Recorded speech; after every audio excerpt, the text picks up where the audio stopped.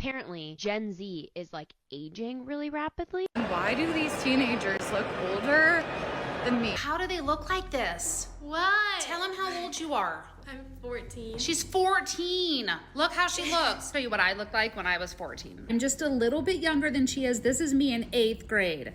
Yeah, the rat and puff, that was definitely a style. 9th grade, this is Brooklyn's age. Why? Why do teenagers look 25 years old now? Scrolling through social media nowadays, it's very easy to notice that teenagers don't always look or act like teenagers anymore. You will see high school students wearing designer clothes, wearing full faces of makeup, and living lifestyles that seem more aligned with adulthood than adolescence. This raises an important question. Are teenagers today growing up faster because of what they see online? My research explores how social media may be reshaping adolescence, specifically how it influences teenagers' identities, values, and behaviors.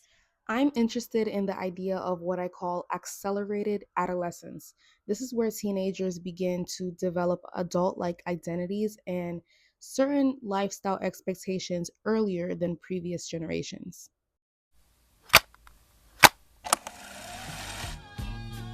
Ain't nothing going on but the bomb-ass rap song hitting all night long, just like me on the black and white. In the past, traditional media like television and radio played a major role in shaping how young people understood the world. Studies have shown that television influenced adolescents' perceptions of values, such as success and materialism. However, social media is different. Instead of casually watching content, teenagers are now constantly interacting with it, comparing themselves to other teenagers, engaging with influencers, engaging with adults, and even creating their own content.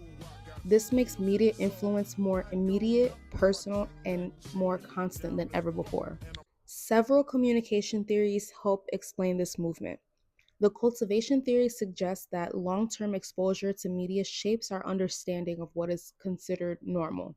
So if teenagers are constantly exposed to curated lifestyles online, they may begin to see those lifestyles as expectations for themselves. The social learning theory explains how people learn behaviors just by observing others. Back in the day, we would learn behaviors simply by hanging out with our friends outside. On social media, teenagers are constantly being exposed to celebrities and influencers modeling behaviors from appearance to lifestyle choices. And of course, social comparison plays a role as people evaluate themselves against others they see online, which can definitely shape their self-perception and personal goals. Research supports these ideas in several ways.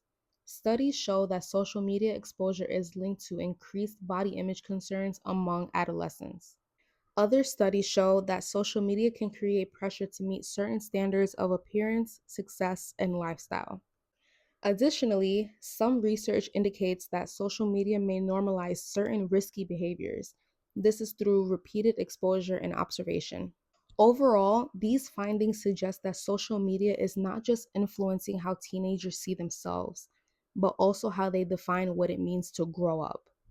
Based on this research, I argue that social media may be contributing to accelerated adolescence. Teenagers are not only comparing themselves to others, but also adopting adult identities, values, and behaviors earlier than previous generations. This made me wonder about how media is shaping development and whether traditional ideas of adolescence are changing before our eyes. Moving forward, I want to explore how media influence on adolescence has evolved from traditional to digital platforms and what that means for identity development today.